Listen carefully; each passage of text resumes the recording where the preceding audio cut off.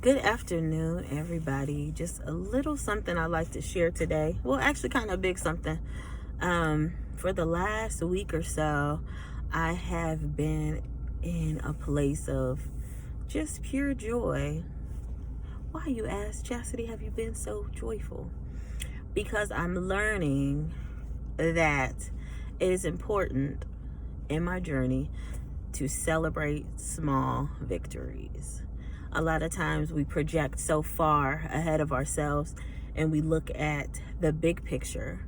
However, we should take the big picture, perhaps divide it up into some smaller pictures, so that when we can get a glimpse of the smaller picture, it'll allow us to expand, and then the big picture will become clearer and more attainable, or look more attainable rather.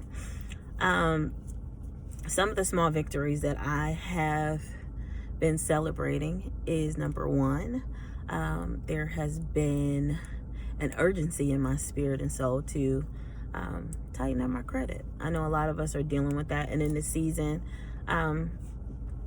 it's important that we as believers to make it a necessity that we show the world that God's people are not broke. God's people are not people that are borrowing from everyone, but we are lenders, and that we have the ability to attain wealth.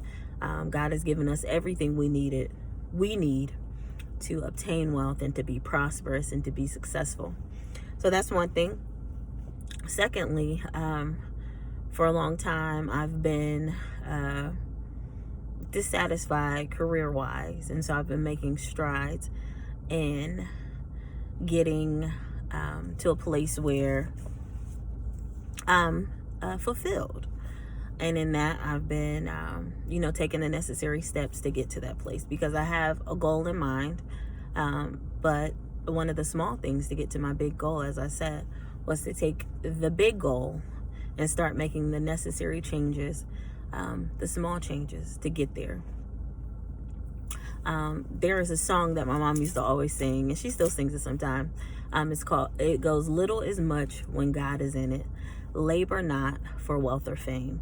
There's a crown and you can win it when you go in Jesus' name." So little is much. Even in Zechariah chapter 4, verses 10, it says that, "Do not despise small beginnings, for the Lord rejoices to see the work begin." So God himself rejoices in seeing you get started. You don't have to just stop thinking about it. Just get started.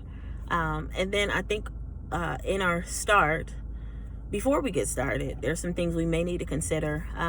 Like, number one, what are some challenges that have hindered you from getting started? A lot of times it's because of our lack of time or our lack of managing our time. Some people have kids and families and different obligations, that would make them less able to, to get started. And also some people have lack of resources. But realistically, what challenges did you have previously that have spilled over into your now, that have caused you to not be able to get started? And another thing is, sometimes getting started is difficult alone. However, having someone who's walking alongside of you, an accountability partner, will help you to not only get started, but to keep the momentum going. If you're like me, you need help. You need a partner who is disciplined, not just only motivated, but someone who's disciplined, who has not only started themselves, but has continued to keep the momentum going. They're working on some projects, or they're working on some life goals, and you see them, not only have they started, but maybe they're in the middle at this time, and they can assist you in letting you, join them. And as you get started, you'll have someone to say, "You know what, Chastity, what are you doing this week to work on your goal that you started?"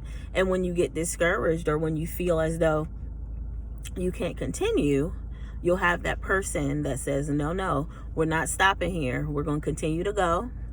It may look difficult right now, or you may feel like you're worn out, or you're getting lazy, or whatever. But that person will say, you know what, let's continue going. It's all right. This is a slow season, but we need you to keep on going. Also, be realistic in the kind of time you need to get the task done. Rome wasn't built in a day. The earth wasn't created in a day. God himself did it in 7 days. So take your goal that you have and give yourself a realistic timetable. If you want a new job, you know that it may not happen in a week. It may not happen in 2 weeks. God could very well, fix that thing so that it can happen in that time frame. But I think you need to give yourself a realistic timetable so that you can get it done. And finally, don't get discouraged by people who are not supporting you, because this is your goal. This is your plan. This is something that God put on the inside of you when he created you.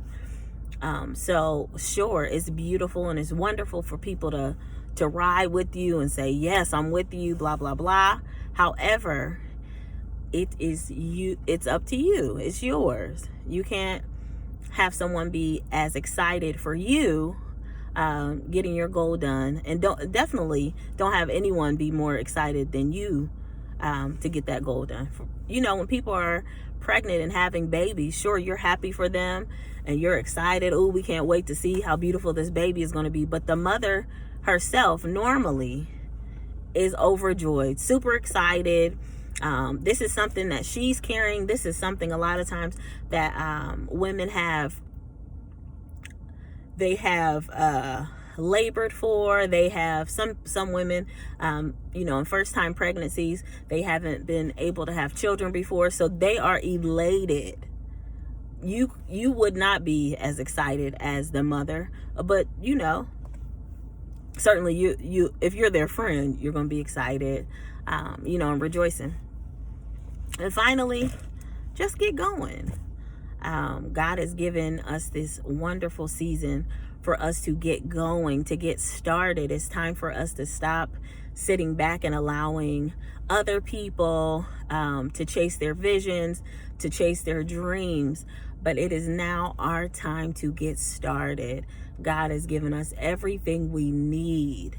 He's giving us his word. He's given us resources. He's given us each other as a community. And there are things that we can do in order to get to that place where we want to be. We're not deficient. Our God is not deficient. Whatever you need, God has already given it to you. It's just time for you to tap into it. So in that, that's all I wanted to share today. I hope everyone's having a great Tuesday. I am. I'm on my way to church, aka Chick-fil-A. So have a great one.